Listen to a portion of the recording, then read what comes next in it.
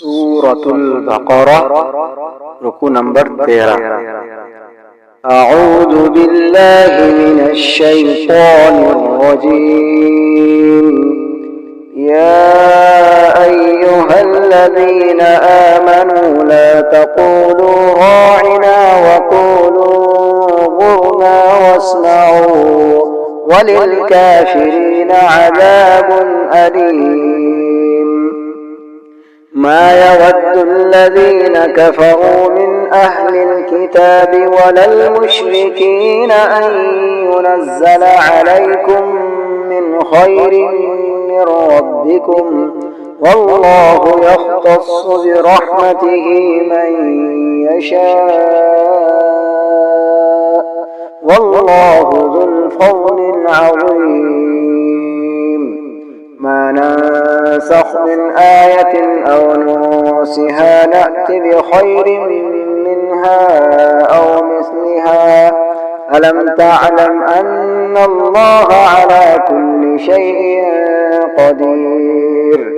ألم تعلم أن الله له ملك السماوات والأرض وما لكم من دون الله من ولي ولا نصير؟ أم تريدون أن تسألوا رسولكم كما سئل موسى من قبل؟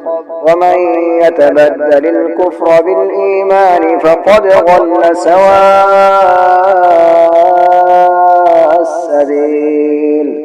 ود كثير من أهل الكتاب لو يردونكم من بعد إيمانكم كفارا حسدا من عند أنفسهم من بعد ما تبين لهم الحق، فاعفوا واصفحوا حتى يأتي الله بأمره، إن الله على كل شيء قدير. وأقيموا الصلاة وآتوا الزكاة، وما تقدموا لأنفسكم من خير تجدوه عند الله، إن الله بما تعملون بصير.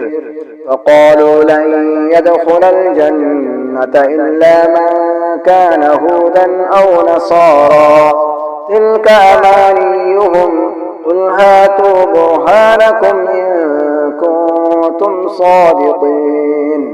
بلى من أسلم وجهه لله وهو محسن فله أجره عند ربه ولا خوف عليهم ولا هم يحزنون.